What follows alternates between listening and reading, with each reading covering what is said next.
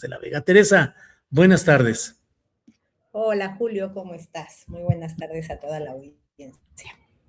Gracias, Teresa. Pues aquí pidiéndote que nos hagas una crónica, reseña o lo que desees de lo que se vivió y lo que implicó lo que viviste ayer en esta presentación de Angela Davis. Bueno, pues creo que ya la audiencia puede haber visto muchas cosas que circularon en redes sociales, no tanto por el contenido en sí de la presentación, aun cuando hubo algunas cosas muy potentes enunciadas tanto por Gina Dent como por Angela Davis, quedaron así como tatuadas en la memoria de quienes lo siguieron por redes o en streaming o quienes estábamos ahí, pues la idea de que la desesperanza no es una opción, o el apoyo explícito al pueblo palestino y el gesto de ir a tomar una bandera palestina del público que se las estaban ofreciendo. Ideas muy potentes que quisiera como tal vez intentar retratar al final y que pues tienen mucho que ver con lo que se plantea en este libro, que es el libro que se presentaba ayer, sino más bien pues lo que proliferó mucho en el balance de lo ocurrido pues fue las protestas que tuvieron lugar al inicio, a la entrada de las ponentes al auditorio y las reacciones que se suscitaron en el momento por parte sobre todo de las funcionarias que estaban fungiendo como comentarista y como moderadora del evento y pues por el propio público. Entonces quisiera hablar como un poquito de las dos cosas. Antes de lo cual, Julio, que creo que es lo que tristemente de pronto se pierde de vista,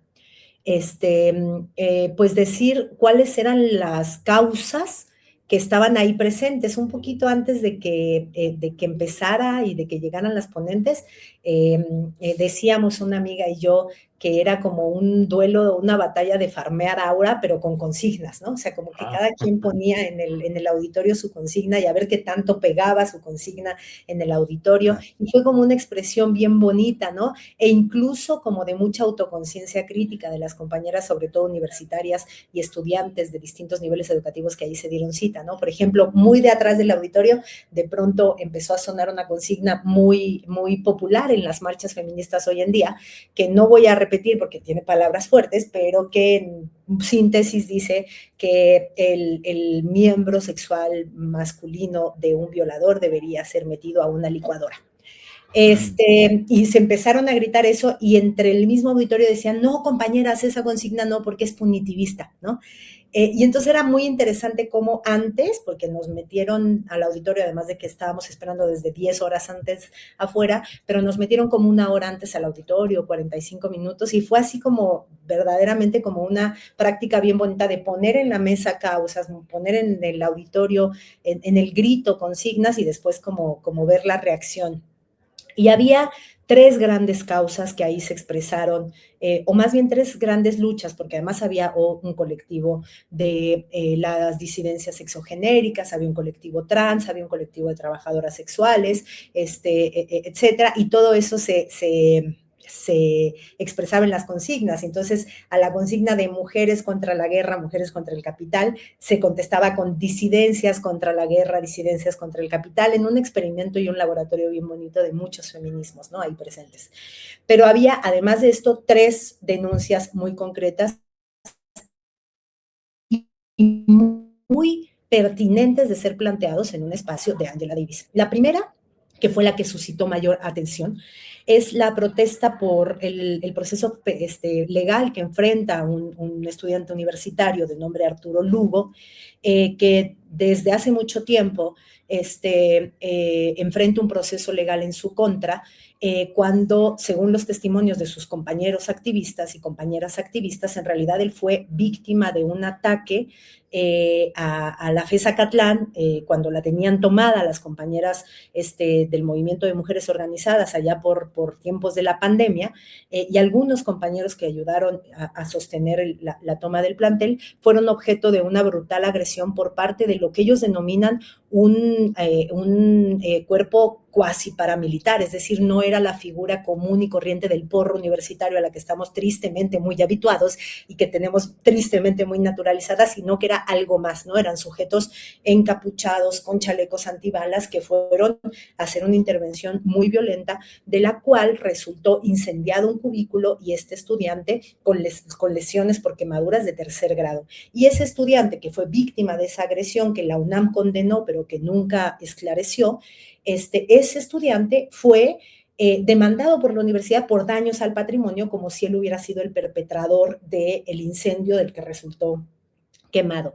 El compañero, según pude estudiar el caso, enfrenta el proceso en libertad, pero sigue bajo proceso y entonces la demanda central es que la universidad esclarezca lo que sucedió. La UNAM tiene muchos casos de ataques por riles o de otro tipo de grupos a movimientos o a procesos movilizatorios no esclarecidos, entonces que se esclarezca qué pasó. Hay señalamientos sobre gente muy puntual de la estructura de vigilancia de la universidad, en el caso de la FES Agatlán, y por otro lado, pues que se retiren los cargos contra el compañero. Esa era la primera.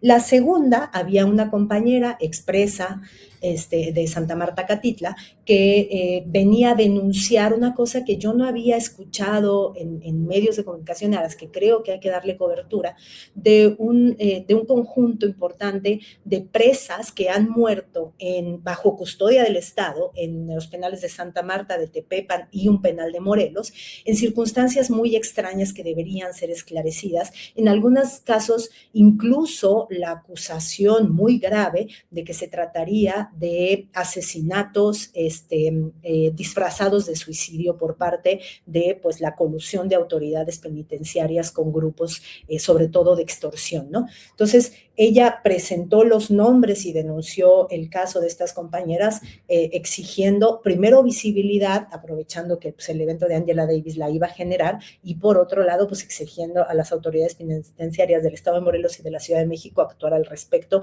y esclarecer.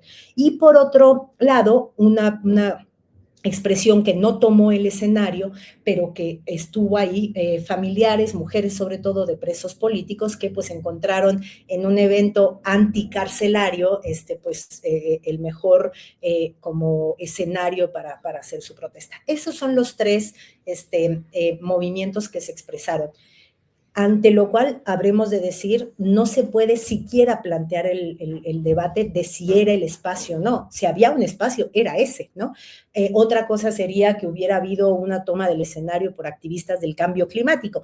Ahí podríamos tal vez decir, pues el cambio climático es muy importante, pero tal vez la conferencia de Angela Davis sobre abolición del sistema represivo y carcelario no es el caso.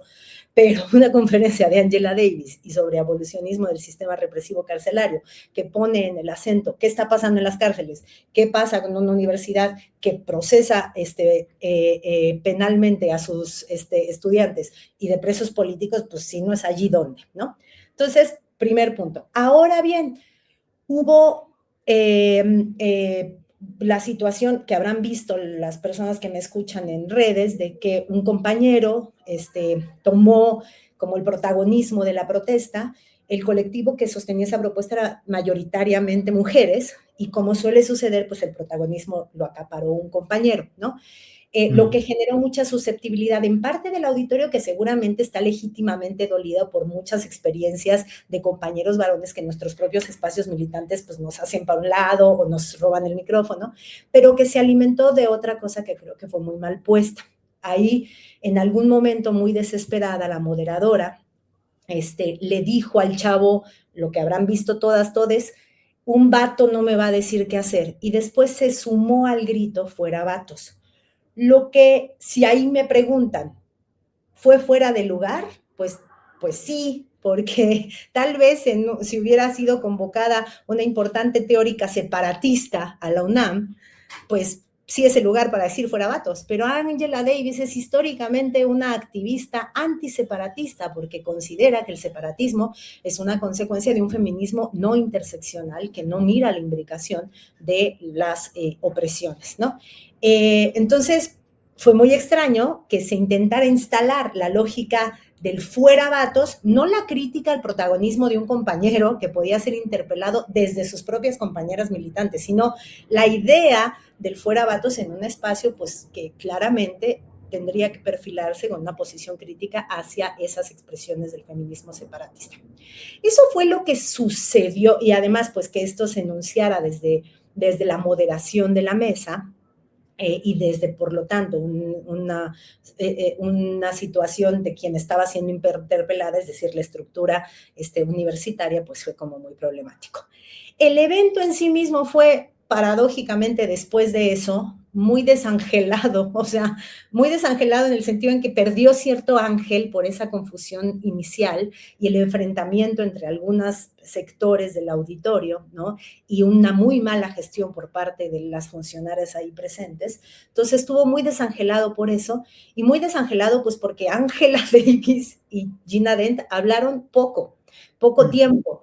Se anticipó, se apresuraron mucho, hubo solo una pregunta leída del público y alcanzaron entonces muy poquito pues, a plantear lo que venían a plantear, que tenía que ver con el libro. Con todo y que pues son genias las dos, porque la primera pregunta, por ejemplo, como un poco para romper la incomodidad y el hielo, fue sobre el libro, ¿no? En Feria del Libro se pregunta cuál es el futuro del libro como artefacto cultural, ¿no? Siempre así de cajón, si no estás en Feria del Libro.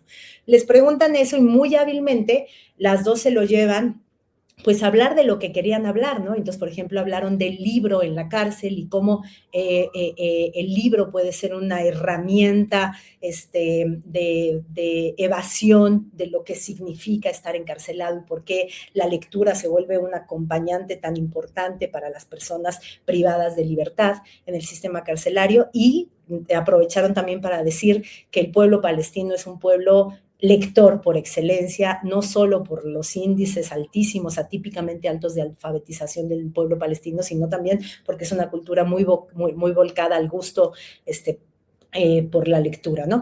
Y de ahí, pues, lo que alcanzaron a decir en medio de un programa ya muy acortado en tiempo, pues fue muy interesante, ¿no? Nos quedamos, por supuesto, con postales que nos hubiera gustado como que se desarrollaran más, pero con postales muy potentes como la idea esa de que la desesperanza no es una opción, que la desesperanza es uno de los mecanismos de disciplinamiento del sistema, ¿no? Entonces, que tener esperanza y fraguar la esperanza y construir la esperanza, ahí sí sea en momentos en los que parece como muy cuesta arriba, es una obligación revolucionaria. Por un lado, eso, ¿no? Y por otro lado, una idea contra el punitivismo, que era como lo que más interesaba instalar, no solo en el campo del debate feminista, en donde teóricamente tiene un lugar muy especial y muy importante en el debate actual, sino también en un México en el que el movimiento feminista tiene la tentación del punitivismo permanentemente, ¿no? Porque en una situación de violencia cruenta contra las mujeres, pues el punitivismo es una reacción clásica de autodefensa, ¿no?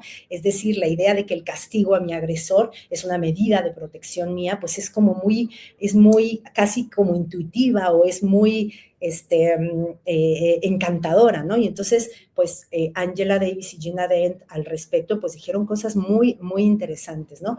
Me quedo sobre todo con algo que está muy desarrollado en este libro, en términos de que en el sistema actual hay muchos mecanismos de infiltración del Estado en el sujeto, y de una infiltración muy de piel, es decir, fíjate cómo lo dijo en mi muy pues, rudimentario Spanglish, lo que alcancé a entender es que dijo el Estado, el punitivismo es la expresión de que el Estado se infiltra en nuestro sistema emocional.